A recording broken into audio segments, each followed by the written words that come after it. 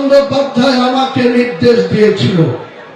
তার নির্দেশ কার্যকরী করতে গিয়ে আমি হিন্দু সমাজের মানুষকে বলেছিলাম 1 মে 2024 সন্ধ্যা 7টা।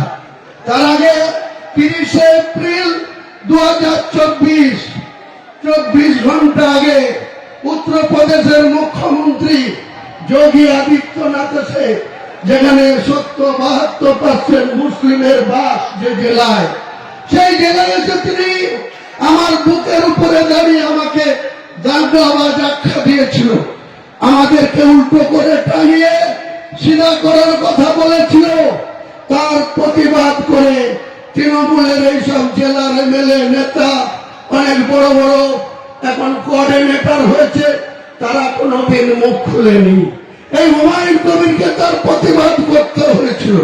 মমতা বন্দ্যোপাধ্যায় 1 মে 2024 ভোট ছিল মুর্শিদাবাদের, বহরমপুর, মুর্শিদাবাদ আর জঙ্গিপুর কেন্দ্রের 7 মে 2024, বহরমপুর, দুর্গাপুর, কৃষ্ণনগর, রানাঘাট এসবের ভোট ছিল 13 মে 2024।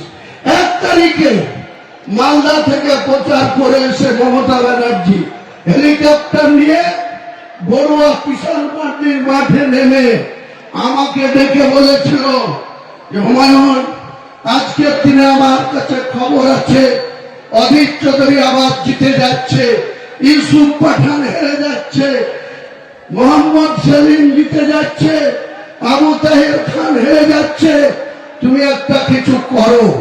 আমি বলেছিলাম, দিদি আপনি জেলার সাংগঠনিক সভাপতি করে রেখেছেন কাদির বিধায়ক অপূর্ব সরকার, আপনি জেলার চেয়ারম্যান করে রেখেছেন রেজিনগরের বিধায়ক রবিউল আলম চৌধুরী, তাদেরকে বলুন আপনার প্রার্থীকে যেতে হবে, আমাকে কেন বলছেন?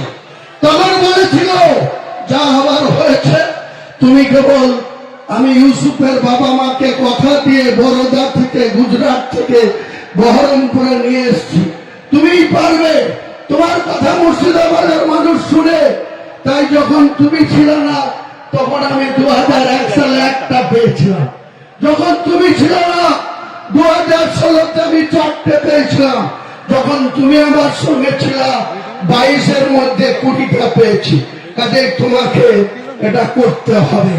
তাই সেদিন আমি যোগী আদিত্যনাথ যেভাবে মুসলমান সম্প্রদায়ের লোককে উল্টো করে টাঙিয়ে সিধা করার কথা বলেছিল, তার 24 ঘন্টার মধ্যে আমি বলেছিলাম, যোগী আদিত্যনাথজি এটা ইউপি না, এটা বাংলার মুর্শিদাবাদ।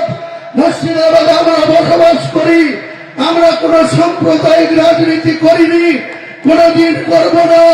কিন্তু আপনি যদি মুর্শিদাবাদের মাটিতে দাঁড়িয়ে আমাদেরকে উল্টো করে টাঙিয়ে সিধা করতে চান, আমি হুমায়ুন কবির মাত্র 2 ঘন্টা সময় নেব। নির্দেশ দিলেই আপনার এই বিজেপি করা হিন্দু কটাকে 2 ঘন্টার মধ্যে ভাগীরথীর জলে ঝাঁপ দেওয়া করতে পারি। আমি অনুতপ্ত, দুঃখিত। আমি রাজ্যের মুখ্যমন্ত্রীর কথা রাখতে গিয়ে সেদিন এই হিন্দু ভাইদের মনে যে আঘাত পেয়েছিল, আমি তার জন্য আজকে প্রকাশ্য এই লক্ষ লক্ষ মানুষের সামনে করজোড়ে ক্ষমা চেয়ে নিচ্ছি।